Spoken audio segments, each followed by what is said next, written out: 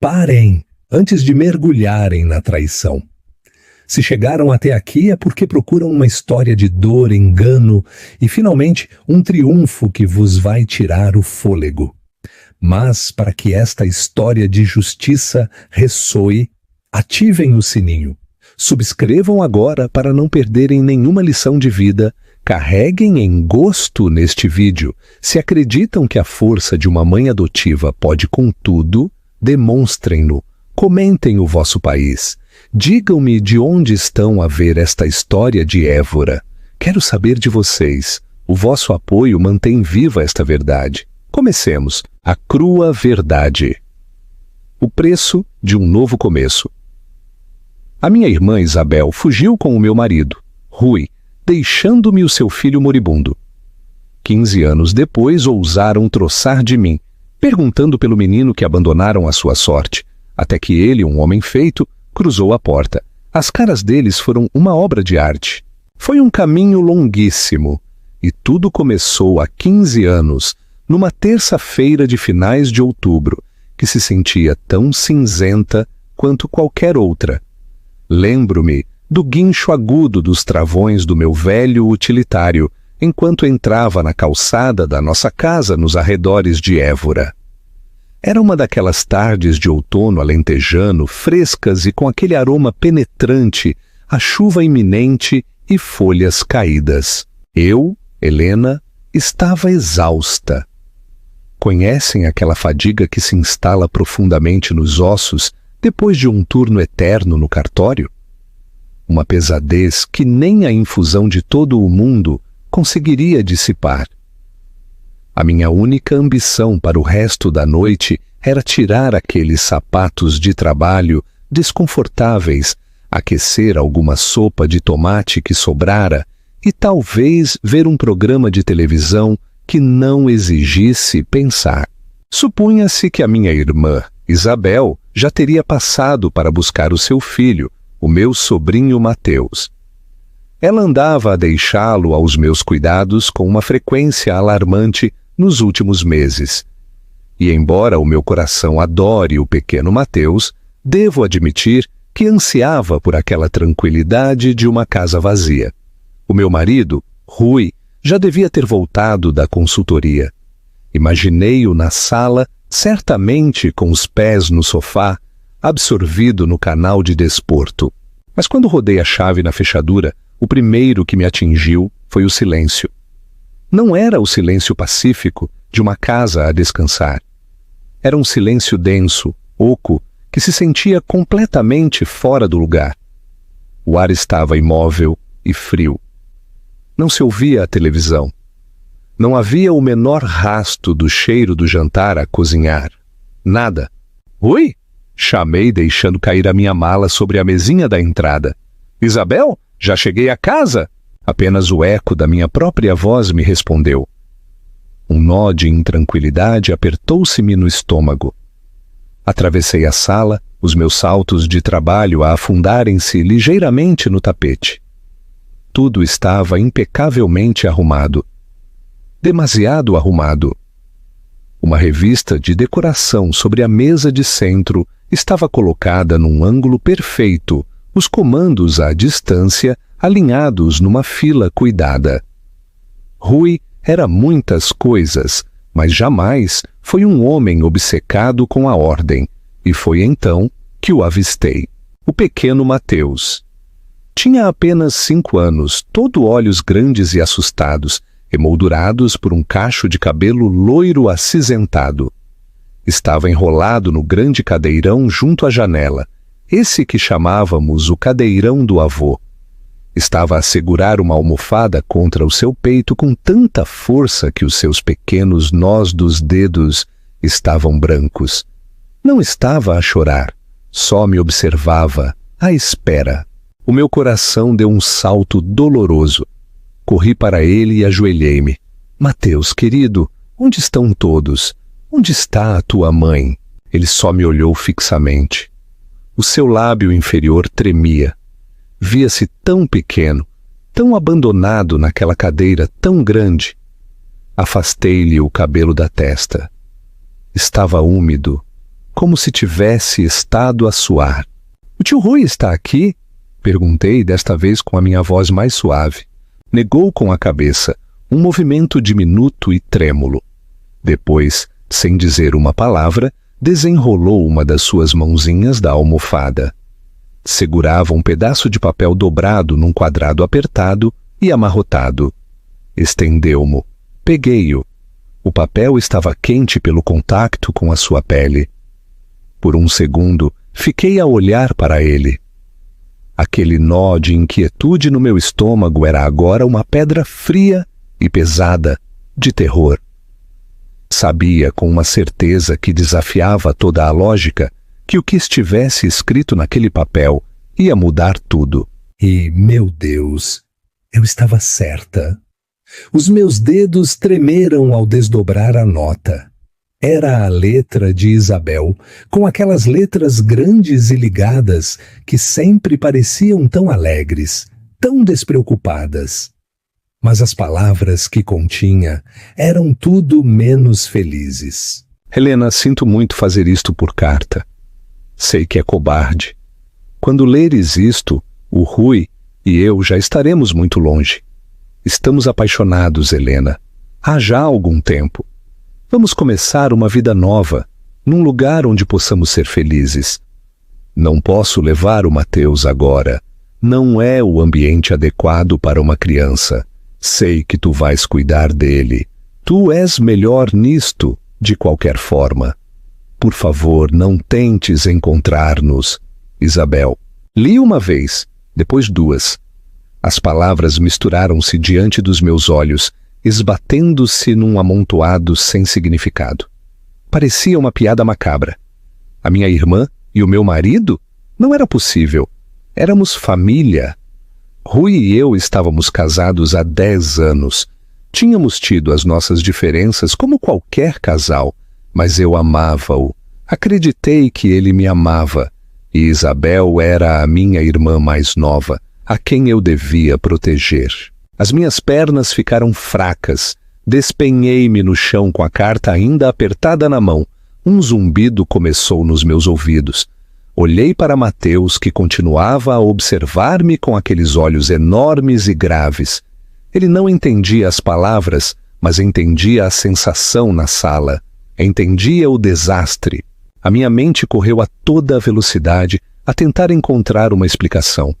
Qualquer explicação para além da que me olhava diretamente. Talvez alguém os obrigou. Talvez é um mal-entendido. Cambaleei até a cozinha, a minha mão a tremer tanto que mal conseguia segurar o meu telefone. Marquei o número de Rui, direto para o correio de voz. A sua saudação alegre e profissional, que ele gravou para o trabalho, sentiu-se como um insulto. Marquei o número de Isabel. Direto para o correio de voz, tocou a sua mensagem divertida e cantada. "Olá, ligaste a Isa? Deixa uma mensagem." Tinham-se ido embora, juntos. Foi então que o vi. Sobre a reluzente bancada de granito, junto ao cesto de fruta, havia um maço de papéis. Levantei-os. A página de cima era um documento legal, uma petição de dissolução de casamento, um divórcio, e ali, no pé da última página, estava a sua assinatura, o rabisco familiar e seguro de Rui. Ele tinha assinado. Ele tinha planeado isto. A pedra fria do pânico no meu estômago estilhaçou-se e uma raiva incandescente e cega tomou o seu lugar.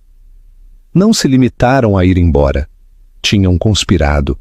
Tinham me mentido na cara, dia após dia, enquanto urdiam a sua grande fuga. Pensei nas últimas semanas. Rui distante, a trabalhar até tarde. Isabel, que sempre foi um turbilhão de drama, de repente serena e tranquila. Tudo encaixou no seu sítio. Cada recordação era uma nova facada. O pequeno Mateus esgueirou-se até a cozinha. Puxou-me pela manga. "Tia Helena?" sussurrou. "A mamãe e o tio Rui foram viajar?" Olhei para o seu rosto inocente. E a raiva que sentia dissolveu-se numa onda de pena pura e dilacerante. Como puderam fazer isto a ele? Como pode uma mãe simplesmente deixar o seu filho para trás como se fosse uma mala esquecida?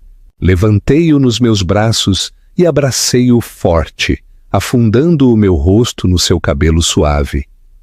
Ele era tudo o que me restava da minha família, e eu era tudo o que lhe restava a ele. O engano maquiavélico, o mito do menino moribundo. Para entender a verdadeira magnitude da crueldade de Isabel, primeiro é preciso compreender a mentira que ela me contou meses antes de fugir. Foi a pedra angular de todo o seu plano de fuga, uma obra-prima de manipulação, construída sobre o pilar do meu afeto por ela e pelo meu sobrinho. Lembro-me desse dia com uma clareza perturbadora. Era um sábado de finais de primavera. Eu estava no meu pequeno jardim a tentar insuflar vida nos meus tristes vasos de cravos, quando o carro de Isabel travou bruscamente na calçada. Ela praticamente caiu do banco do condutor, o rosto pálido e sulcado de lágrimas secas. A minha primeira reação foi pensar que ela tinha tido um acidente de viação. Isabel, o que foi? O que se passa? Gritei correndo para ela. Ela desabou nos meus braços, soluçando histericamente. É o Mateus! Conseguiu engasgar entre arquejos. Oh Deus, Helena! É o Mateus! Fiz com que entrasse, com o coração a palpitar-me fortemente no peito. Sentei-a à mesa da cozinha e preparei-lhe um chá de camomila e tília. As minhas mãos tremiam incontrolavelmente. Mateus era a minha fraqueza. Se algo grave lhe tinha acontecido, a ideia paralisava-me. Finalmente, depois de alguns goles de chá, acalmou-se o suficiente para falar. Olhou para mim com os olhos abertos e cheios de um terror que eu, na minha absoluta ingenuidade, acreditava ser autêntico. Os médicos fizeram-lhe alguns testes? Sussurrou com a voz quebrada. Ele tem uma doença sanguínea rara. É terminal, Helena. A chávena de chá escorregou-me dos dedos, espatifando-se ruidosamente no chão. Nem sequer me encolhi. O que estás a dizer? Disseram que ele tem 6 meses de vida. Talvez menos. Enterrou o rosto nas mãos, os ombros a tremer com novos soluços. 6 meses. Como é suposto eu ver o meu próprio filho morrer? Não posso, Helena. Não sou forte o suficiente. Olho para ele e a única coisa que consigo pensar é que me está a abandonar. Cada tosse, cada vez que diz que está cansado, está a partir-me por dentro. Eu estava completamente devastada. Por Mateus, aquele menino lindo cuja vida estava a ser ceifada de forma tão trágica. E pela minha irmã, que enfrentava o pior pesadelo de qualquer progenitor. Abracei-a, permitindo-lhe chorar no meu ombro. Sinto muito, Isabel, sussurrei, com lágrimas a caírem pelo meu próprio rosto.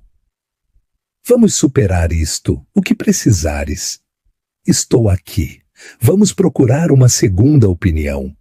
Vamos encontrar os melhores especialistas. Ela afastou-se, negando com a cabeça. Não faz sentido. Disseram que é definitivo. Não há tratamento. Olhou para mim, os olhos suplicantes. Helena, não posso estar aqui para testemunhar isso. Sei que parece terrível. Sei que pareço um monstro. Mas não posso.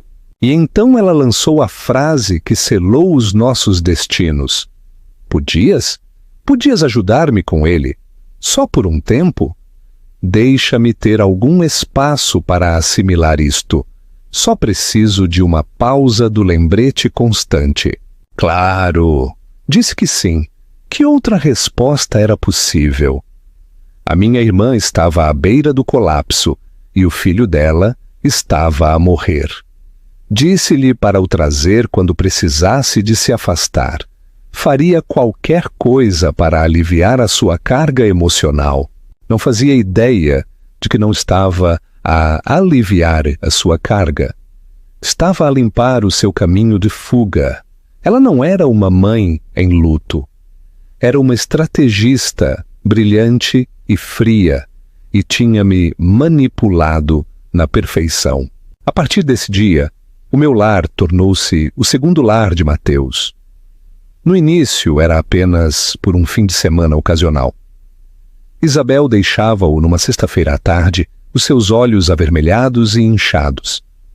Abraçava-me e agradecia-me efusivamente, dizendo que eu era o seu anjo da guarda. Só preciso de não pensar nisso por um par de dias, sabes? Dizia-me com a voz quebrada. Só para me sentir um pouco normal de novo. E eu acreditei nela. Passei o fim de semana a mimar Mateus, a tentar encher o que eu acreditava serem os seus últimos meses com tanta alegria quanto possível. Íamos ao Parque das Nações. Construíamos castelos de Lego que ocupavam todo o chão da sala e víamos desenhos animados até adormecermos no sofá. Ele era um menino tranquilo, doce e parecia cansar-se muito facilmente, o que, na minha mente, só servia para confirmar a história de Isabel. Mas depois, os fins de semana começaram a alongar-se. Ela deixava-o numa quinta-feira e só o ia buscar na noite de domingo. Depois, transformou-se em semanas inteiras. As suas chamadas tornaram-se menos frequentes. Quando conseguia falar com ela, soava distante, absorta em si mesma. "Como estás a aguentar, Isabel?" perguntava preocupada. "Estou bem", respondia com a voz inexpressiva. "Apenas ocupada, a tentar não pensar nas coisas. O meu marido, Rui, foi admirável no início." "O que a tua irmã precisar, Helena?" dizia, mexendo no cabelo de Mateus. "Somos família." Olhando para trás, o seu papel de marido solidário revira-me o estômago. Ele não estava a apoiar-me a mim, estava a facilitar a sua própria traição. Cada hora adicional que Mateus passava conosco era uma hora extra que ele podia passar com Isabel. A inquietação começou a infiltrar-se lentamente em mim. Numa tarde, uma amiga minha, Jéssica, ligou-me. "Olá, não adivinhas quem vi no centro de Évora?" disse. "A tua irmã, Isabel, estava naquela garrafeira, a Cave do Sul. Estava com um grupo de pessoas, a rir às gargalhadas. Parecia estar a divertir-se imenso. Senti um arrepio de confusão. Tens a certeza de que era ela?" "Completamente certa. Ela estava com aquele vestido vermelho vivo que dizes que não lhe fica bem." Riu-se Jéssica. Depois de desligar, fiquei sentada no silêncio da casa por um longo bocado. Não batia certo. Uma mãe em luto, cujo filho só tinha uns meses de vida, estava a rir num bar de vinhos. Tentei racionalizar. Talvez estivesse a tentar forçar-se a ser feliz, exatamente como me disse. Mas a semente da dúvida já tinha sido plantada. O cúmulo chegou umas semanas antes de ela se ir embora para sempre. Supunha-se que ela viria buscar Mateus às 6 da tarde, de um domingo. Às 9, ainda não tinha aparecido. Não atendia o telefone. Eu estava histérica, a imaginar o pior. Finalmente, por volta da meia-noite, o carro dela entrou na calçada. Fui ter com ela à porta, com os braços cruzados. "Isabel, onde diabo estiveste?" Estava terrivelmente preocupada. Ela passou por mim sem me prestar atenção, a cheirar fracamente a perfume caro e vinho. "Ah, relaxa, Helena. Perdi a noção do tempo." Via-se irritada, como se eu fosse a irracional. "Perdeste a noção do tempo? O teu filho está aqui." Ela virou-se para me encarar, os olhos frios. "E ele está bem, não está?" "Olha, tenho a minha própria vida para viver, Helena. Não posso pôr tudo em pausa." Foi então que eu soube que algo terrível estava a acontecer. Já não se tratava de uma dor incontrolável, aquilo era outra coisa. Isto era abandono, a acontecer lentamente, mesmo à minha frente. E depois veio a noite da carta, a noite em que o lento desaparecimento se transformou num silêncio final e ensurdecedor. A verdade científica. Um resgate a prazo fixo. Depois de o choque inicial se dissipar, uma estranha espécie de calma apoderou-se de mim. Era a calma do sobrevivente que, após o naufrágio, aceita que o barco afundou e a única coisa que resta é nadar. O meu casamento estava liquidado. A minha relação com a minha irmã era uma farsa. A minha antiga vida tinha sido reduzida a cinzas. Tudo o que me restava era o menino a dormir no quarto de hóspedes, o seu rosto sereno sob o suave brilho da luz noturna. Esgueirei-me para o quarto dele e sentei-me na beira da cama só para o ver respirar. O seu pequeno peito subia e descia ritmicamente. Via-se tão frágil, tão indefeso. Não tinha ideia de que o seu mundo estava tão desfeito quanto o meu. A mãe dele tinha se ido. O homem que ele conhecia como o seu tio divertido também se tinha ido e tinha levado um pedaço da minha vida consigo. As lágrimas que eu nem sabia que estava a conter começaram a cair pelo meu rosto. Já não eram lágrimas de raiva. Eram lágrimas por ele, por este menino pequeno e indefeso que tinha sido usado como um peão e depois descartado sem piedade. Isabel não só me traiu, abandonou o seu próprio filho. E Rui tinha permitido isso. Observou-a negligenciar o seu próprio menino e não disse nada, para conseguir o que queria. Naquele momento, ao olhar para o rosto adormecido de Mateus, senti um amor feroz e protetor a inchar no meu peito. Era um amor tão potente que relegou a minha própria dor para segundo plano.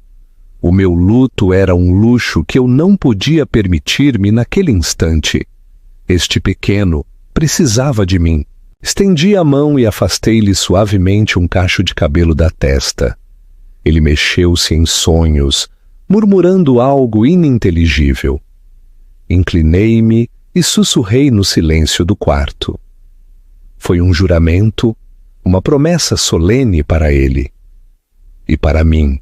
Está bem, querido, sussurrei com a voz embargada pelo choro.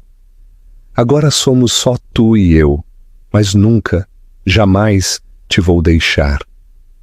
Estarei sempre aqui para ti, Mateus. Sempre. Eu prometo. Ele aninhou-se de novo num sono profundo, e eu fiquei ali por um bom bocado, o peso daquela promessa a assentar sobre os meus ombros.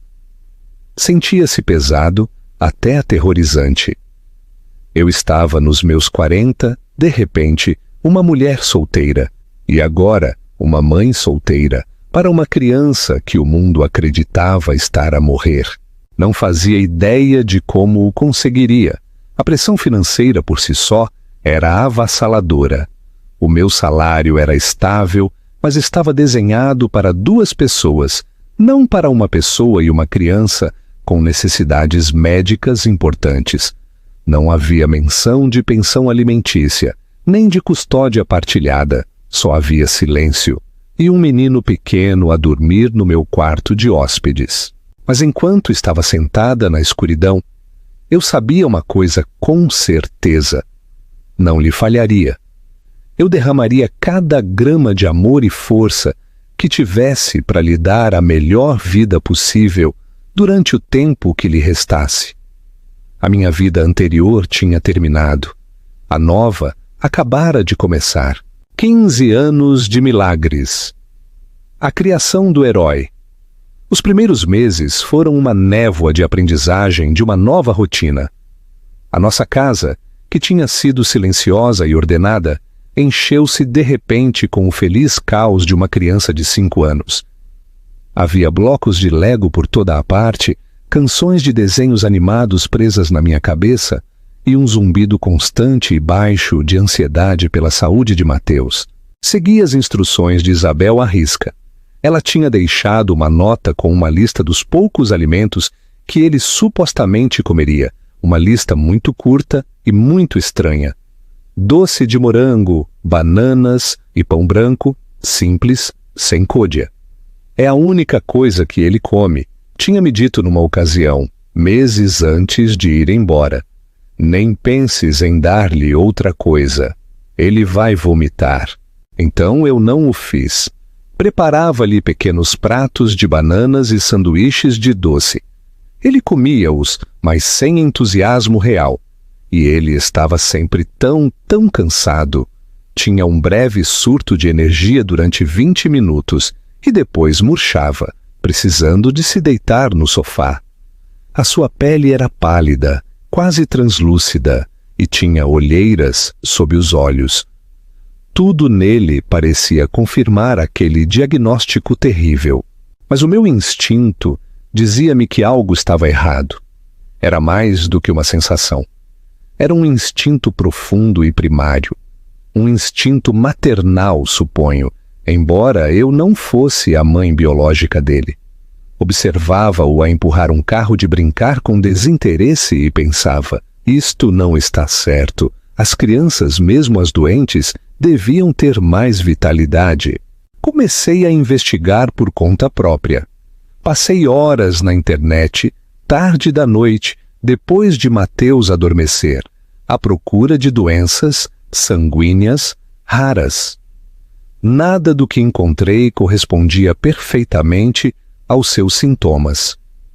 Havia sempre pontas soltas. O ponto de viragem chegou numa tarde em que o levei ao parque infantil. Ele estava tão entusiasmado por subir aos balanços. Empurrei-o suavemente e ele riu, com as suas perninhas a chutar. Mas depois de menos de 5 minutos, pediu para parar.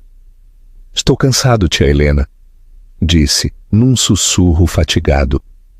Recostou-se no meu lado enquanto estávamos sentados no banco do parque e adormeceu em minutos. Já era suficiente.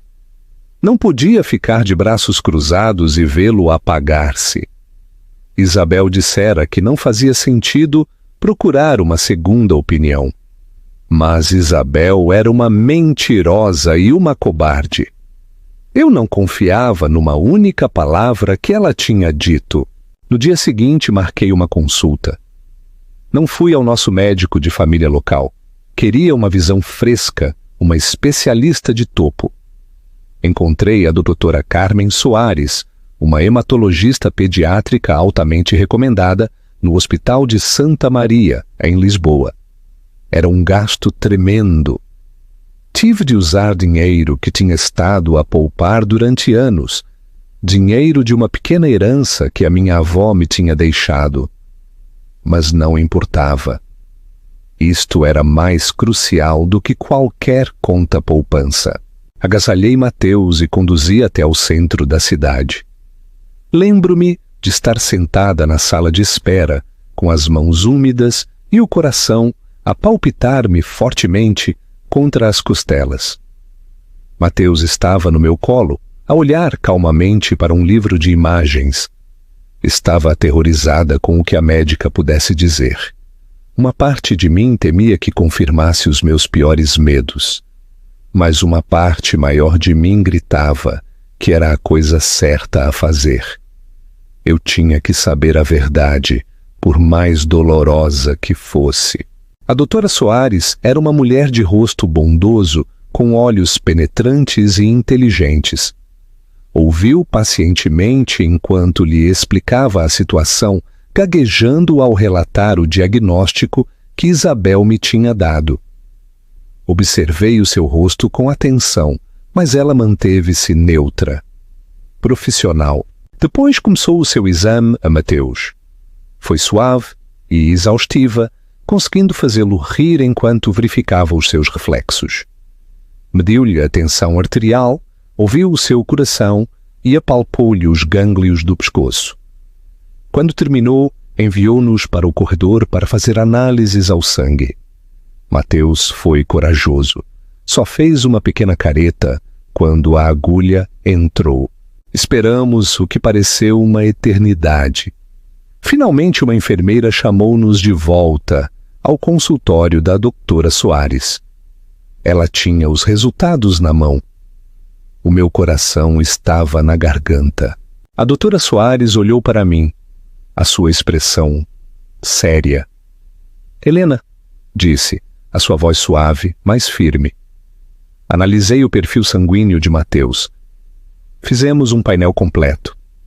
Contive a respiração. Respirou fundo.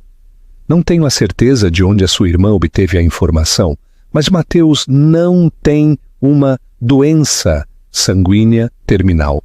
Ele não tem qualquer tipo de doença sanguínea. O alívio que me inundou foi tão intenso que quase desmaiei. Foi como se um peso físico tivesse sido levantado do meu peito.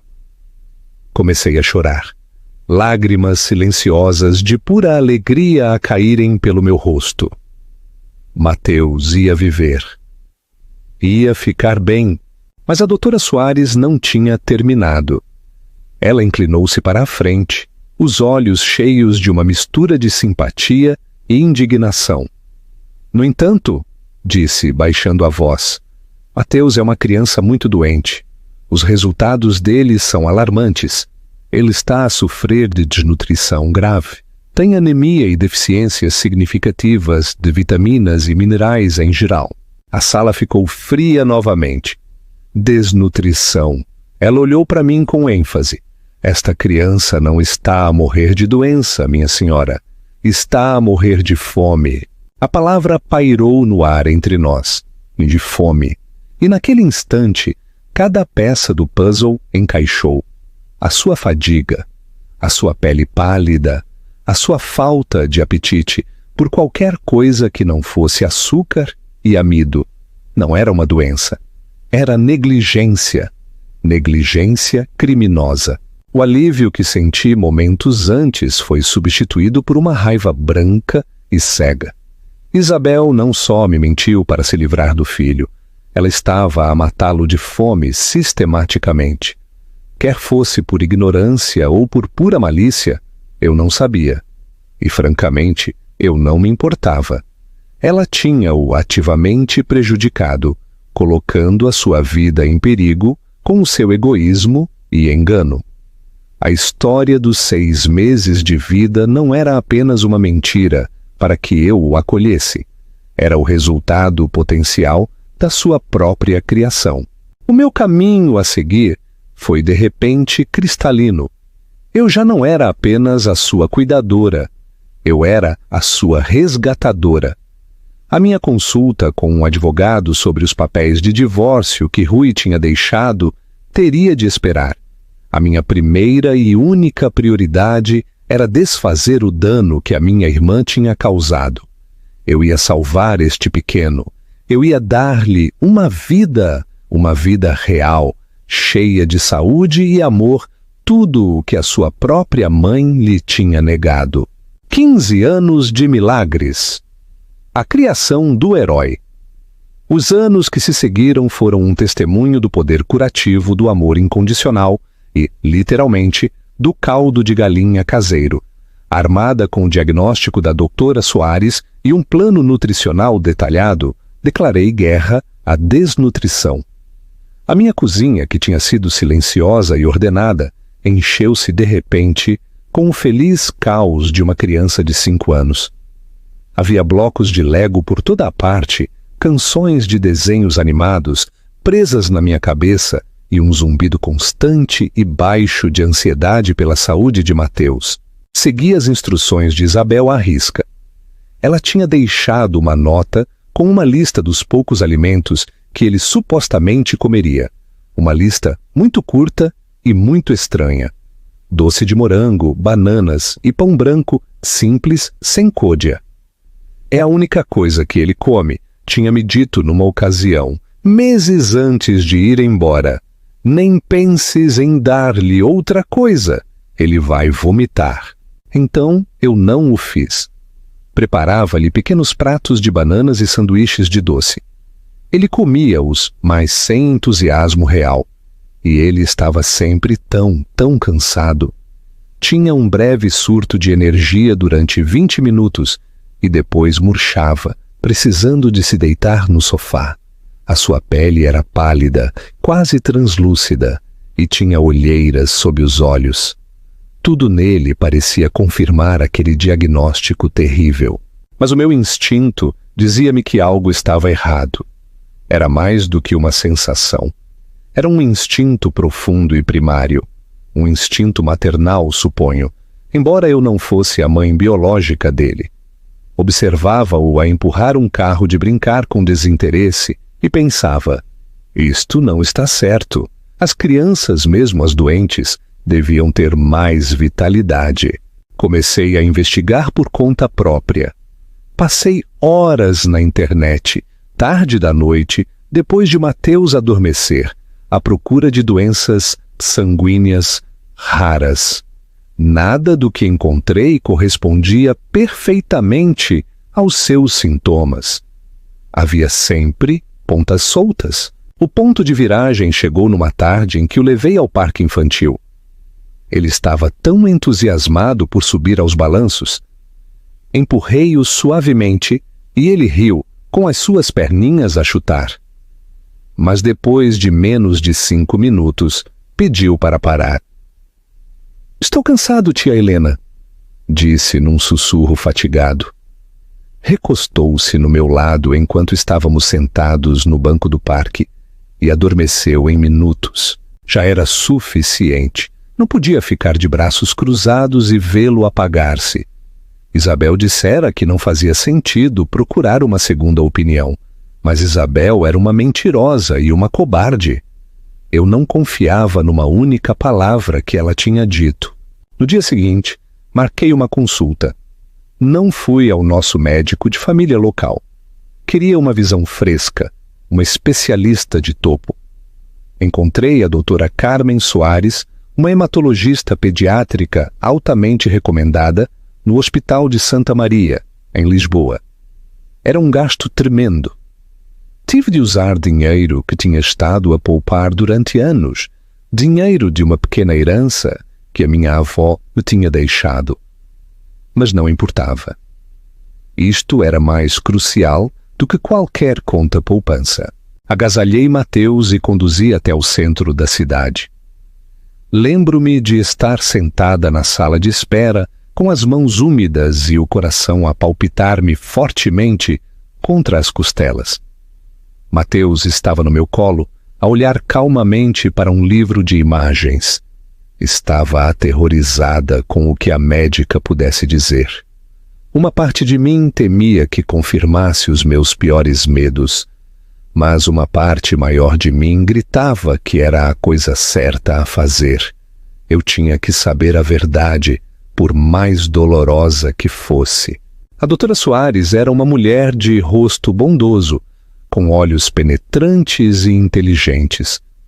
Ouviu pacientemente enquanto lhe explicava a situação, gaguejando ao relatar o diagnóstico que Isabel me tinha dado. Observei o seu rosto com atenção, mas ela manteve-se neutra. Profissional. Depois começou o seu exame a Mateus. Foi suave e exaustiva, conseguindo fazê-lo rir enquanto verificava os seus reflexos. Mediu-lhe a tensão arterial, ouviu o seu coração e apalpou-lhe os gânglios do pescoço. Quando terminou, enviou-nos para o corredor para fazer análises ao sangue. Mateus foi corajoso. Só fez uma pequena careta quando a agulha entrou. Esperamos o que pareceu uma eternidade. Finalmente, uma enfermeira chamou-nos de volta ao consultório da doutora Soares. Ela tinha os resultados na mão. O meu coração estava na garganta. A doutora Soares olhou para mim, a sua expressão séria. Helena, disse a sua voz suave, mas firme. Analisei o perfil sanguíneo de Mateus. Fizemos um painel completo. Contive a respiração. Respirou fundo. Não tenho a certeza de onde a sua irmã obteve a informação, mas Mateus não tem uma doença sanguínea terminal. Ele não tem qualquer tipo de doença sanguínea. O alívio que me inundou foi tão intenso que quase desmaiei. Foi como se um peso físico tivesse sido levantado do meu peito. Comecei a chorar, lágrimas silenciosas de pura alegria a caírem pelo meu rosto. Mateus ia viver. Ia ficar bem. Mas a doutora Soares não tinha terminado. Ela inclinou-se para a frente, os olhos cheios de uma mistura de simpatia e indignação. No entanto, disse baixando a voz, Mateus é uma criança muito doente. Os resultados dele são alarmantes. Ele está a sofrer de desnutrição grave. Tem anemia e deficiências significativas de vitaminas e minerais em geral. A sala ficou fria novamente. Desnutrição? Ela olhou para mim com ênfase. Esta criança não está a morrer de doença, minha senhora. Está a morrer de fome. A palavra pairou no ar entre nós. De fome. E naquele instante, cada peça do puzzle encaixou.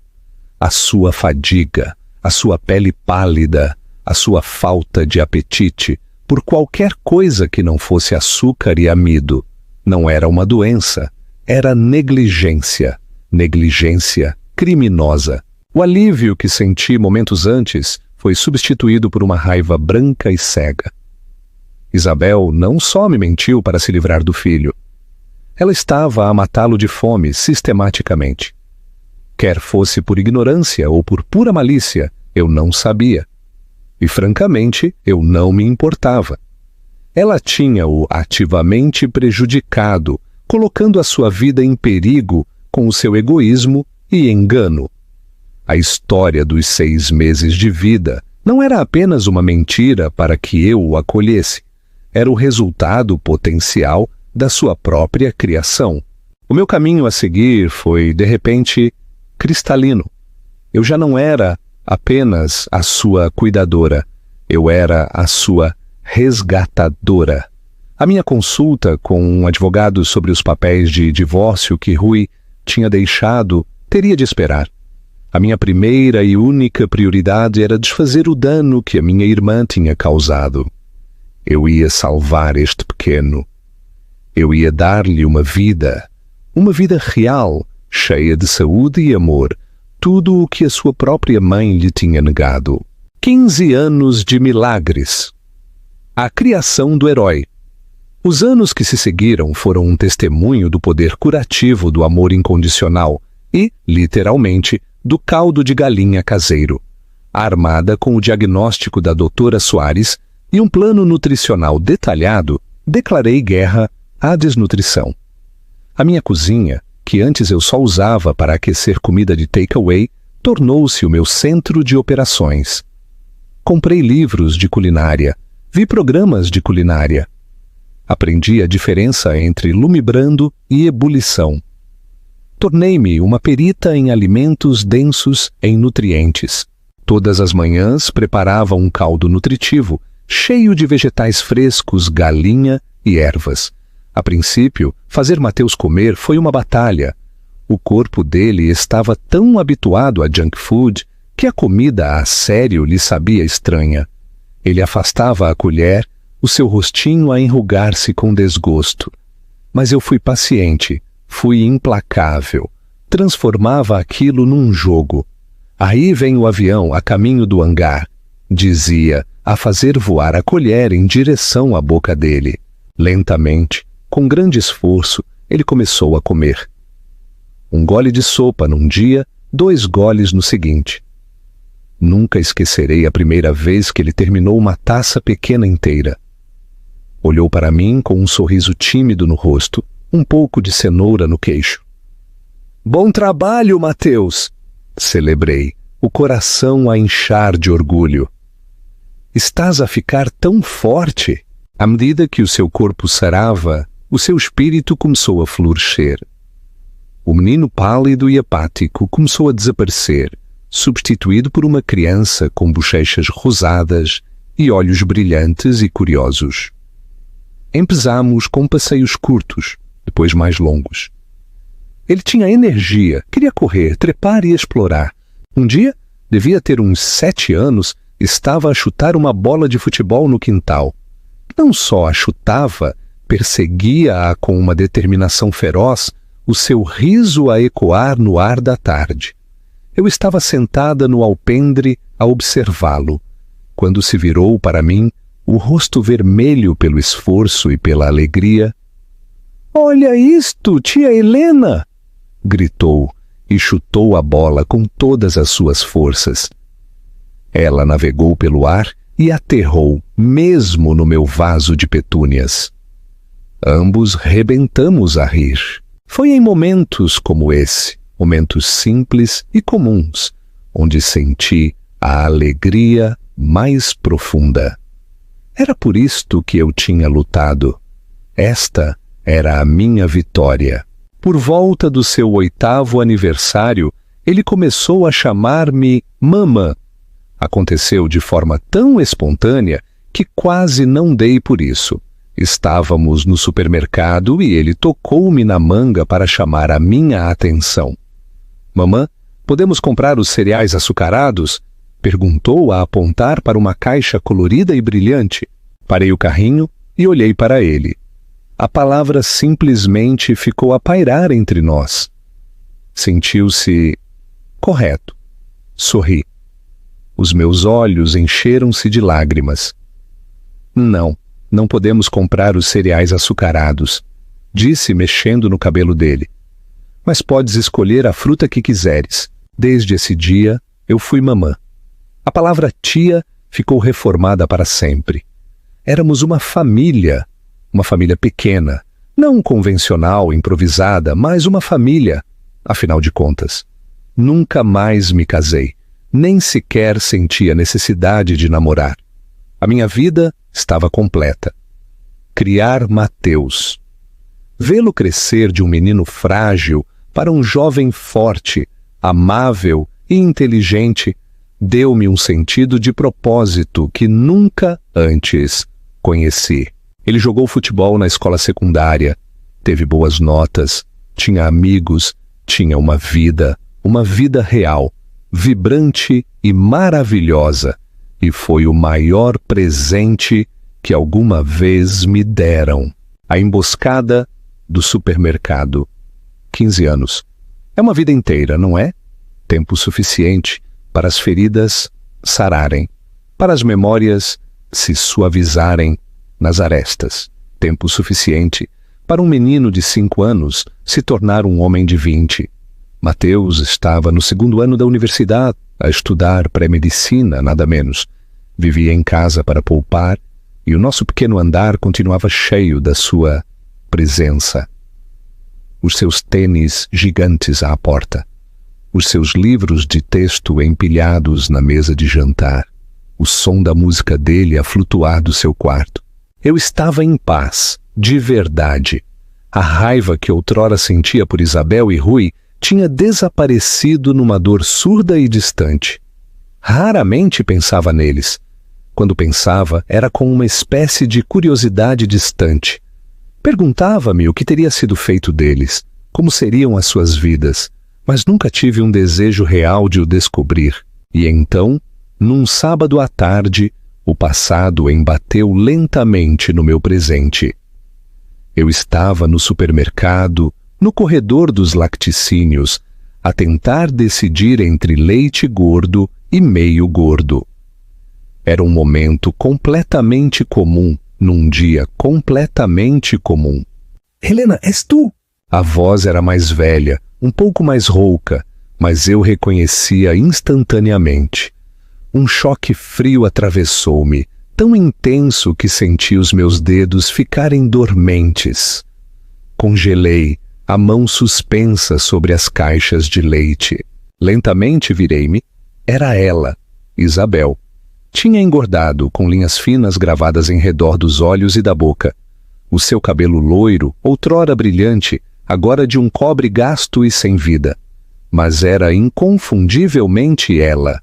Estava a sorrir, um sorriso brilhante e alegre, como se nos tivéssemos visto na semana passada num churrasco de família. Isabel, disse. A minha voz estava tensa, estranha nos meus próprios ouvidos. Eu sabia que eras tu, chilreou a aproximar-se. Uma nuvem de perfume doce e enjoativo envolveu-me. A minha mente ficou em branco. Todas as coisas que imaginei dizer-lhe, se alguma vez a voltasse a ver, as acusações iradas, as perguntas cheias de lágrimas desapareceram. Eu estava simplesmente paralisada. Nesse exato momento, um homem aproximou-se e pôs o braço em redor dos ombros dela. Era Rui. Estava mais gordinho agora, com o cabelo ralo na coroa, mas tinha o mesmo sorriso presunçoso de que eu me lembrava tão bem. "Olá, o que se passa?" disse, e depois os olhos dele pousaram em mim. O seu sorriso aumentou. "Espera um minuto. Helena?" Caramba! Ele olhou-me de cima a baixo, um vislumbre de algo. Pena, desprezo, nos seus olhos. "Uau! Olha para ti, Helena. O tempo não foi muito gentil, pois não?" Apertei os dentes com tanta força que o meu maxilar doeu. A paralisia quebrou-se e aquela raiva antiga e familiar que estivera dormente por tanto tempo voltou à vida.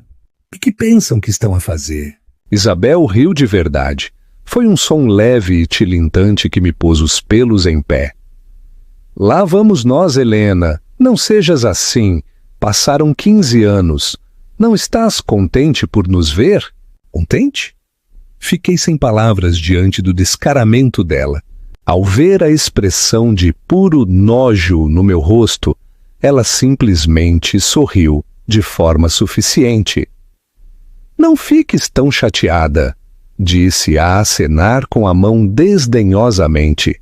"Deixa o passado ser passado.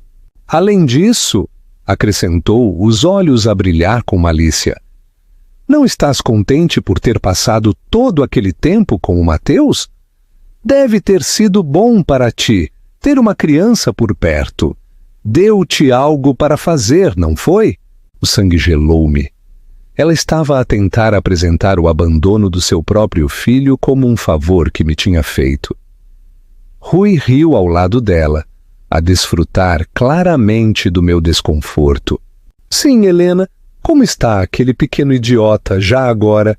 Como é que ele se chamava? Carlos? Martinho?" "O nome dele é Mateus", retorqui, a minha voz como gelo. "Certo, Mateus", disse Isabel, revirando os olhos. "Aquele pequeno experimento falhado. Ele ainda anda por aí, sabes?" Disse-o com tal despreocupação, como se perguntasse por um carro velho que provavelmente já estava na sucata. Eles pensavam que ele estava morto. Claro que sim. Tinham-no abandonado para morrer e simplesmente assumiram que o plano deles tinha funcionado. A crueldade cortou-me a respiração. "Ainda estás solteira, Helena?" interveio Rui, o seu sorriso a aumentar. "Suponho que perdeste a tua oportunidade de encontrar alguém." Isabel e eu, no entanto, continuamos loucamente apaixonados. Eu não respondi. Recusei-me a dar-lhes a satisfação de me verem aborrecida. Simplesmente fiquei ali, a agarrar o meu cesto de compras como um escudo. O meu silêncio pareceu diverti-los. "Ainda estás amargurada por teres sido abandonada?" disse Isabel com suficiência. "É uma pena, de verdade. Já nem sequer podes pedir pensão compensatória ou sustento, pois não? A lei de prescrição e tudo isso." Ela piscou-me o olho, como se partilhasse um astuto conselho legal. Senti uma estranha sensação de poder na minha calma. Queriam uma reação, queriam lágrimas ou gritos. Não o iriam conseguir. Bem, continuou Isabel, parecendo aborrecida por não me provocar.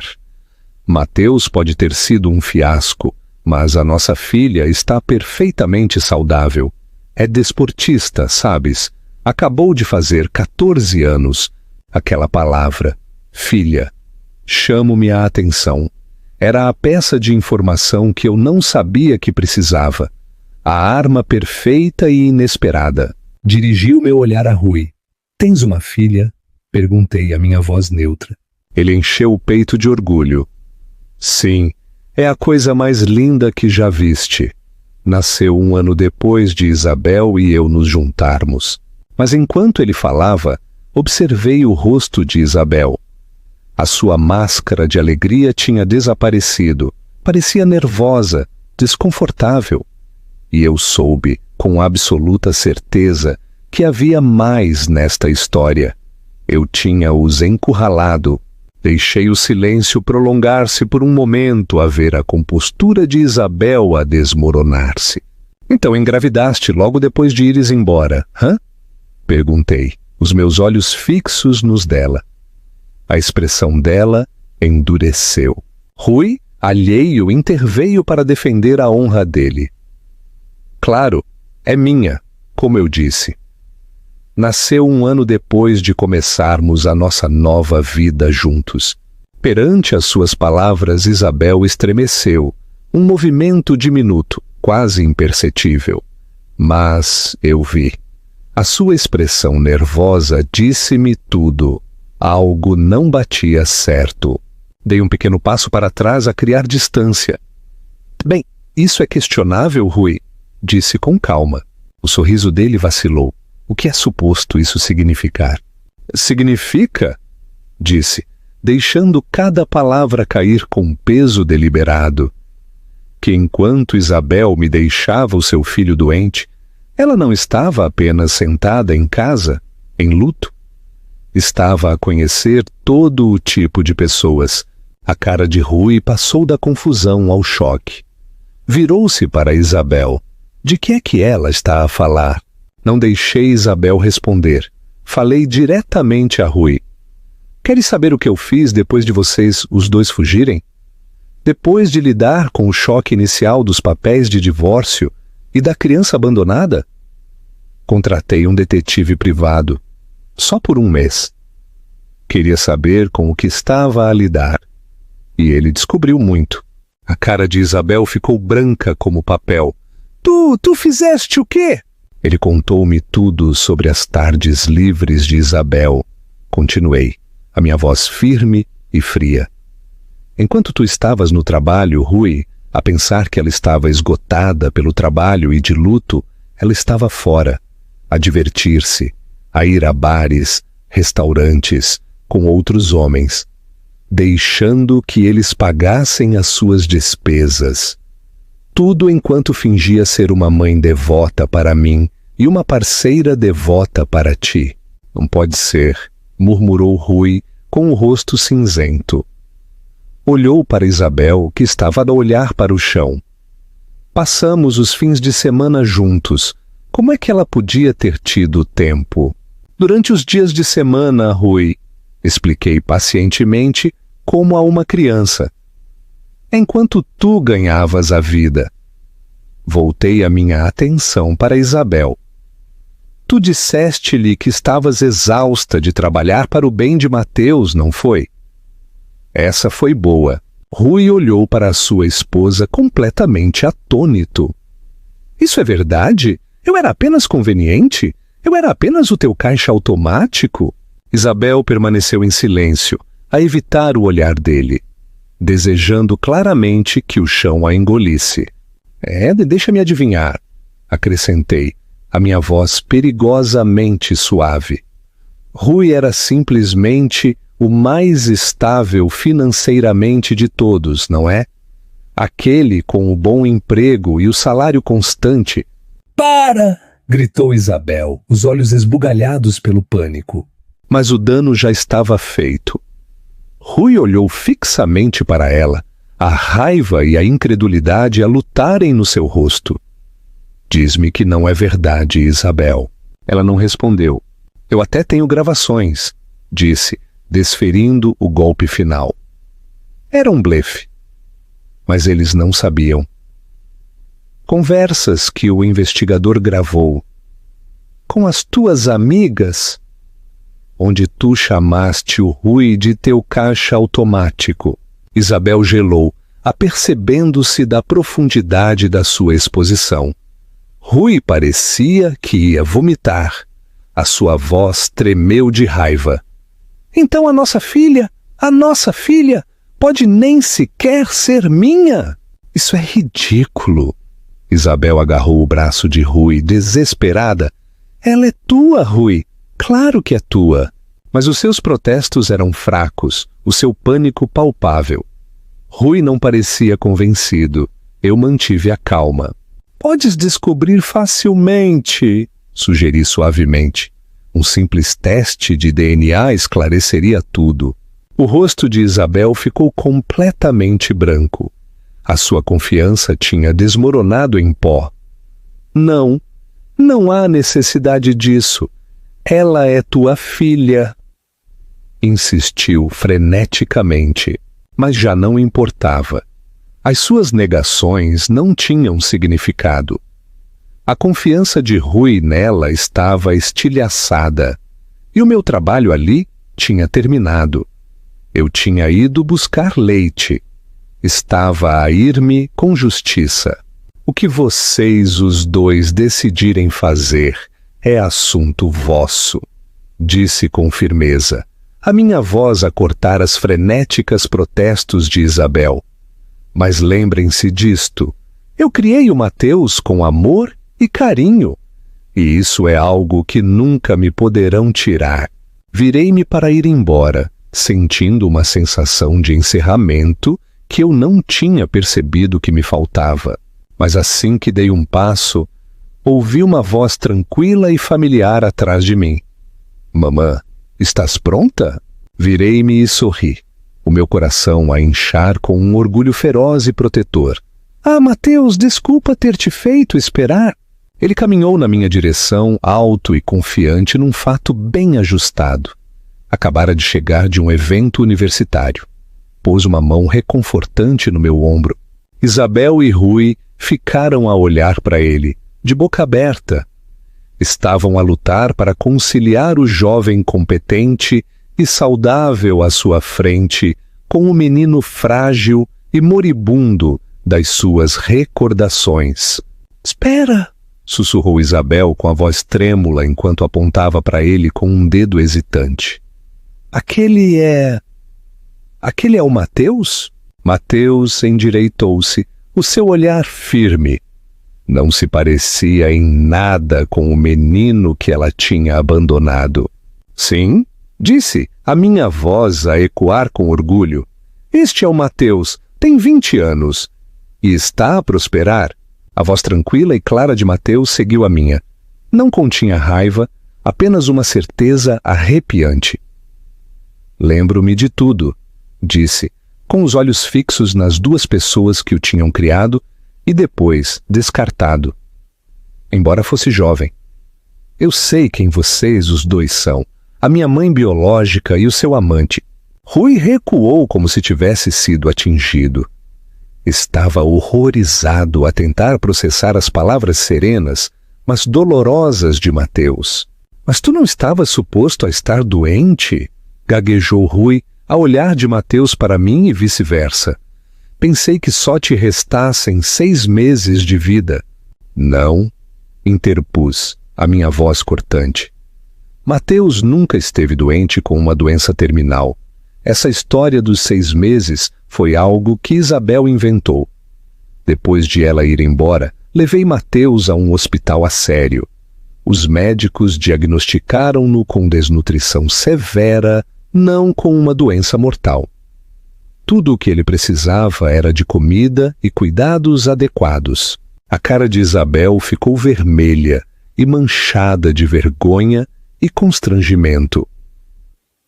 Eu tentei, murmurou debilmente, com a voz apenas um sussurro. Ele era um menino muito esquisito com a comida. A expressão de Rui contorceu-se de nojo. Mateus come perfeitamente agora, disse, cravando os meus olhos em Isabel. Ele é saudável, é forte. Jogou futebol na escola secundária. Estou a estudar para ser médico, acrescentou Mateus, a sua voz uniforme, para que nenhuma outra criança tenha de passar pelo que eu passei por causa da negligência de um progenitor. Isabel e Rui ofegaram, chocados com o quão longe ele tinha chegado. Eu não tinha ideia, murmurou Rui, sentindo-se completamente derrotado. E não há necessidade, disse, lançando um olhar significativo a Isabel, de voltares a insultá-lo ou de o chamares um experimento falhado. Isabel desviou o olhar, incapaz de me encarar. A vergonha, finalmente, depois de 15 longos anos, estava escrita em todo o seu rosto. O ar no corredor do supermercado era denso, com mentiras estilhaçadas. Isabel abriu a boca para falar, provavelmente, para oferecer outra desculpa fraca, mas Rui cortou-a. A sua voz era plana, desprovida de toda a emoção. Quero um divórcio! Os olhos de Isabel arregalaram-se de pânico. O quê? Não, Rui, não podes estar a falar a sério, gritou, agarrando-se ao braço dele, mas a sua expressão era de pedra. Ele sacudiu-a. Depois de saber como negligenciaste o teu filho, como me mentiste durante 15 anos, não posso continuar contigo, nem sequer consigo olhar para ti. É tudo um mal-entendido, ficou frenética, a sua voz a subir para um tom histérico. A Helena está a distorcer a verdade. Não está, disse Rui, abanando a cabeça lentamente. Tu trataste-me como um caixa automático e agora eu vejo a verdade. Toda a verdade feia. Olhou para mim, o seu rosto cheio de um arrependimento que chegava 15 anos tarde. Helena, eu nunca poderei compensar o que fiz, mas sinto muito de verdade. Eu segui em frente, Rui, disse com firmeza. Mateus e eu temos as nossas próprias vidas agora. Com isso, voltei-me para o meu filho. Vamos, mamã, disse, dando-me um aperto suave no ombro. Enquanto começávamos a afastar-nos, a voz trêmula de Isabel chamou. Mateus, espera, sinto muito, soluçou. Lamento ter te deixado. Pensei em ti todo este tempo. Mateus virou-se lentamente para a encarar. Ela deu um passo esperançoso mais perto, com o rosto sulcado de lágrimas, mas ele levantou a mão, parando-a. Não, disse, a sua voz firme e implacável. Eu lembro-me. Lembro-me de todas as vezes que me expulsaste de casa quando vinham homens estranhos.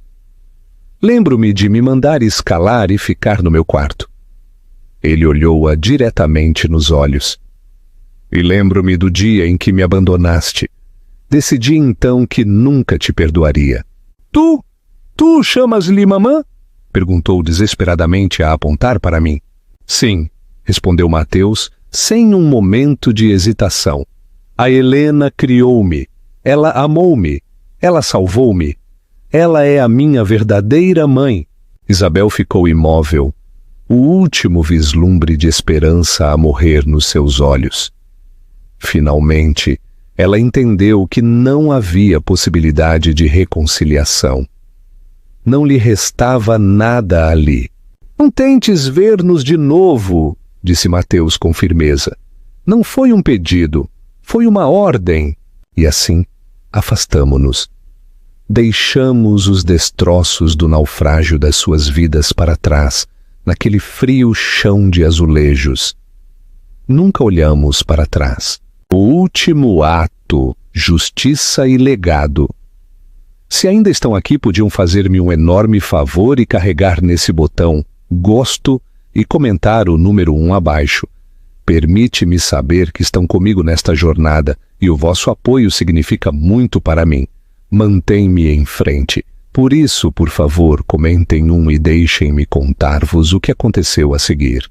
A repercussão daquele dia no supermercado foi rápida e absoluta. Soube através da minha amiga Jéssica, que ainda tinha contactos no meu antigo bairro, que Rui cumpriu a sua palavra. Contratou um advogado e exigiu um teste de DNA para a sua filha. Os resultados confirmaram as minhas suspeitas. A menina não era dele. O divórcio foi brutal.